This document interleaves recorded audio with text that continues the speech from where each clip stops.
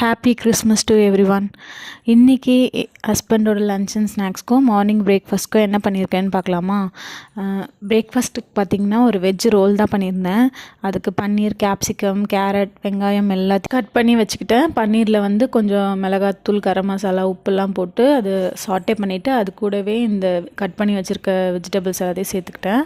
இந்த மாதிரி left over chapati இல்லை ஃப்ரெஷ்ஷாக கூட சப்பாத்தி நம்ம மேக் பண்ணிவிட்டு கொஞ்சமாக டொமேட்டோ சில்லி சாஸ் அதில் அப்ளை பண்ணிக்கிட்டு நான் சாட்டே பண்ணி வச்சுருக்க வெஜிடபிள்ஸும் அதில் சேர்த்துக்கிட்டேன்.